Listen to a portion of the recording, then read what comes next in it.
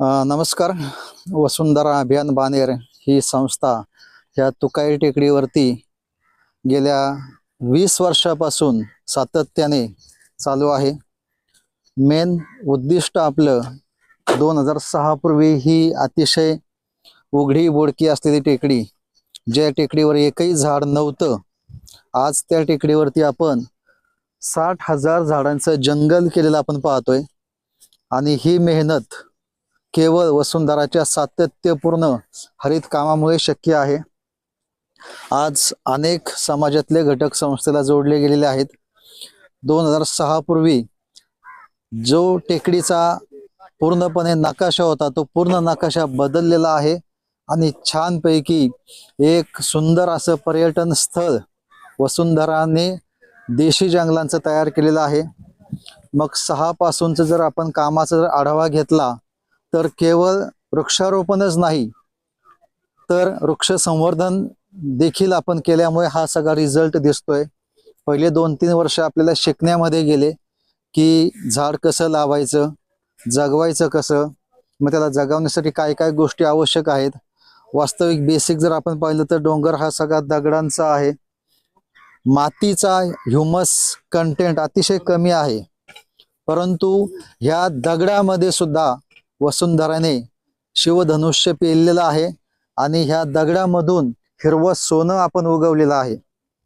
आणि ह्या केवळ झाडं लावलेली नाहीयेत तर ह्या जे सीसीटी दिसतात आपण, ह्या सीसीटी म्हणजेच कंटिन्युअस कंटूर ट्रेंचेस, सलग समतल चर, याच्यामधून पाणी अडवा पाणी जिरवा देखील आपण करतोय. 2006च्या पूर्वी आसपासचे जे काही सोसायट्या होत्या त्यांचे बोरिंगचं पाणी हे उन्हाळ्यामध्ये पूर्णपणे मोकळं व्हायचं, कारण जमिनीमध्ये पाण्याचा जलसाठा अजिबात नसायचा. परंतु आपल्या वृक्ष संवर्धन आणि पाणी अडवा पाणी जिरवा या मोहिमेमुळे लाखो लिटर पाणी जमिनीमध्ये अडवले गेलेलं आहे आणि तेच पाणी जमिनीच्या आतून सोसायटीच्या बोरिंगला चालू आहे. आता हा मागचा उन्हाळा अतिशय कडक उन्हाळा गेला, जवळपास जून पर्यंत सुद्धा तो उन्हाळा चालू होता, तरी देखील आसपासच्या सर्व सोसायट्यांचे जे बोरिंग आहे ते चालू होते, कारण सोसायटीमध्ये आपले अनेक सदस्य आहेत. वसुंधरा ही चळवळ अनेक सदस्यांनी बनलेली आहे. जो जो वरती येईल झाड लावण्यासाठी पाणी घालण्यासाठी आपण त्याला वसुंधरा व्हॉट्सअपमध्ये जोडतो आणि असे जवळपास आपले 2700+ मेंबर्स आहेत. मग हे मेंबर्स व्हॉट्सअपमध्ये असल्यामुळे ते आपले ग्रीन ॲम्बॅसिडर आहेत. जरी ते वरती सातत्याने येत नसले तरी त्यांना जेव्हा त्यांच्या घरातला वाढदिवसाचं झाड लावायचंय, घरात एखाद्या व्यक्तीचं निधन झालं असेल तर ती जी अस्थिरक्षा आहे ती नदीमध्ये, ज्या नद्या ह्या अतिशय गढूळ झालेल्या आहेत आणि अस्वच्छ झालेल्या आहेत, तिथं अस्थि विसर्जन करण्याच्या पेक्षा ह्या ठिकाणी एक झाड लावलेलं आहे. तर ते झाड अस्थिरक्षा टाकून आपण ते झाड त्या ठिकाणी लावलेलं आहे.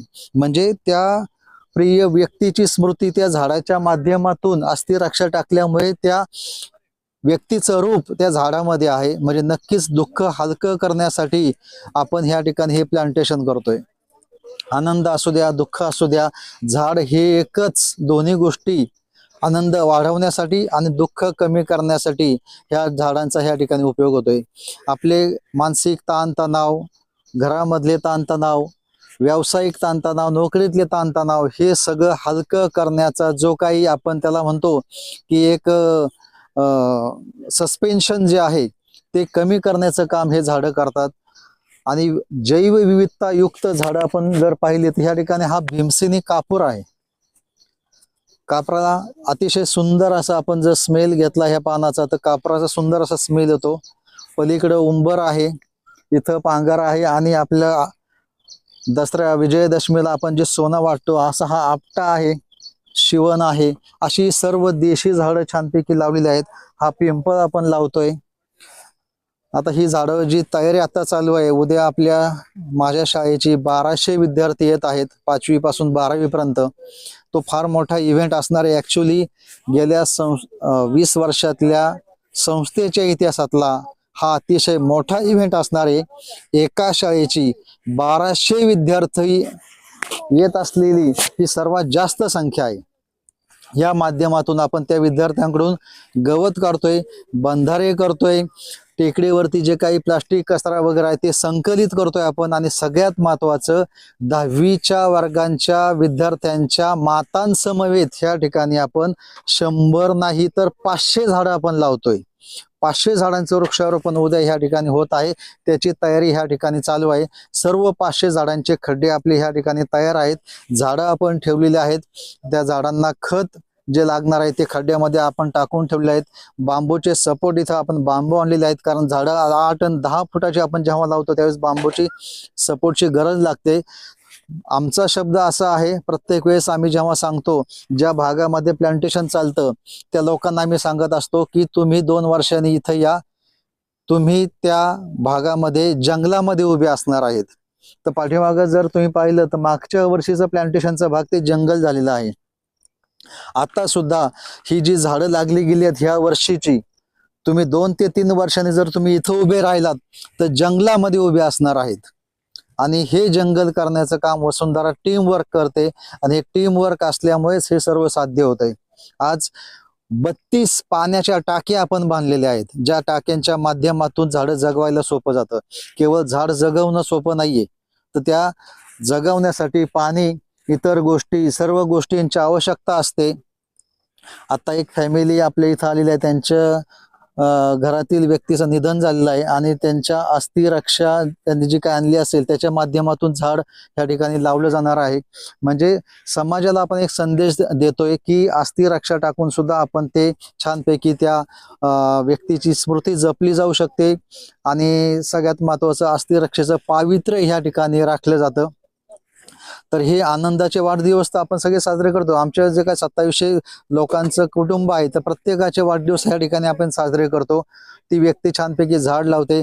हॉटेलिंग करण्यापेक्षा, पिझ्झा कटिंग वगैरे पार्टी करण्यापेक्षा हा अतिशय चांगला उद्देश आहे की झाड लावून वाढदिवस करणं. तर ही सर्व झाडं जी आहेत पावसाळ्यामध्ये एकदा लागली गेली की पावसाळ्यानंतर आपला एकच उद्देश आहे ती जगवणे. मग ते जगवण्यासाठी आपल्याला वॉटर टँकर्स लागतात, लाईट बिल लागतं, कामगार लागतात, खत लागतात. ही सगळी गोष्टी ह्या खर्चिक आहेत.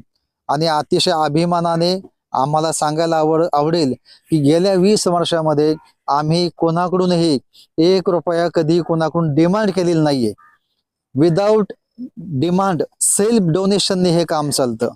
आणि आतापर्यंत जर ऑडिट जर आपण पाहिली, ही संस्था आपली रजिस्टर आहे, आपल्याकडे 12A आहे, आपल्याकडे CSR सर्टिफिकेट आहे, आपल्याकडं ATG सर्टिफिकेट आहे. या सगळ्या माध्यमातून जो फंड CSR रेज होतो त्यातून हे कामं चालतात. जवळपास 7 कामगार आपल्याकडे फुल टाइम काम करतात. इतर मेंटेनन्स खर्च काय असेल, लाईट बिल वगैरे सगळं, म्हणजे महिन्याला जवळपास 2 ते 2.25 लाख रुपये आपल्याला खर्च लागतो. आणि विचार करा, 1ही रुपये आपण कुणाला मागत नाही. हे सगळं संस्थेच्या कामातून लोक विश्वासाने देतात आणि त्यावरती हे काम चालतं. विश्वास जपणं हे फार महत्वाचं आहे. संस्थेचा आर्थिक व्यवहार अतिशय ताळेबंद प्रमाणे ऑडिट होतो. अतिशय काटेकोर खर्च असतो. आणि जो काही खर्च होईल, झाडांची जी काही किंमत असेल, इतर काही खर्च असेल, तो सर्व लोकांना त्याची बिलं आपण व्हॉट्सअपला टाकतो, जेणेकरून तो विश्वास लोकांवरती आहे. आणि आम्ही आमच्यावर विश्वास ठेवा याच्यापेक्षा आता झाडच सांगतात की हे विश्वासाने आम्हाला लावलेले आहेत आणि विश्वासावरती हे काम चालतं.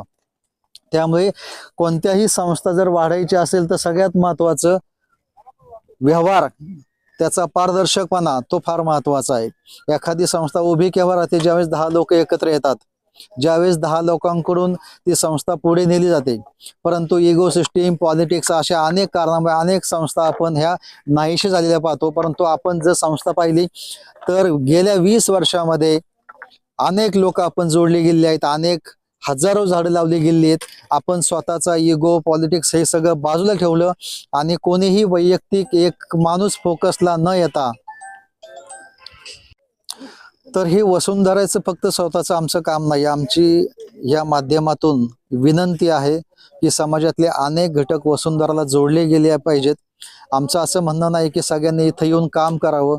ज्या ज्या ठिकाणी काम करण्याचा स्कोप आहे तुम्हाला त्या त्या ठिकाणी काम करावं, अशी आमची विनंती आहे. महत्वाचं फक्त सामाजिक काम आमचं पर्यावरणाचंच नाहीये, तर रक्तदान शिबिर असेल, गड किल्ले स्वच्छता अभियान असेल, त्यामध्ये सुद्धा आपण ह्या ठिकाणी काम करतो. जवळपास 250 ते 300 रक्त बॉटल संकलन आपण प्रत्येक वर्षी करत असतो. दरवर्षी उन्हाळ्यामध्ये जेव्हा गरज असते त्यावेळेस आपण ते रक्तदान शिबिर आयोजित करत असतो. हे टेकडी जी आहे ह्या टेकडीला आम्ही वेगवेगळ्या गड किल्ल्यांची जंगलांची नावं दिलेली आहेत, जेणेकरून कामाचं नियोजन करणं सोपं जावं, झाड लावण्याचं मेसेज कुठे आहे ते समजावं, यासाठी सगळ्या भागांना जंगलांची किल्ल्यांची नावं दिली आहेत. झाडं कोणकोणती लावली ते झाडांची नावं दिली आहेत. वेगवेगळ्या झाडांचे औषधी उपयोग काय काय आहेत त्याच्यामध्ये समजा मियावाकी प्रकल्प असेल, औषधी मसाला वन असेल, गणेश वन असेल, नक्षत्र वन असेल, जे आपली राशी आहेत त्या राशींचे जे नक्षत्र आहेत त्या नक्षत्राप्रमाणे आपण झाडे लावतो, ते नक्षत्र वन तयार केली आहेत. असे नंतर आयुर्वेदिक वाटिका आहेत, असे 32 प्रकल्प आपण केले आहेत. विशेष म्हणजे आपण स्वतःची नर्सरी केली आहे, ज्या ठिकाणी दुर्मिळ बियांचं लागवड करून संगोपन करून आपण ते दुर्मिळ झाडे ह्या ठिकाणी लावतो. तर आपण सर्वांनी वसुंधराला जॉईन व्हावं अशीच आपल्याला एक आवाहन करतो. धन्यवाद.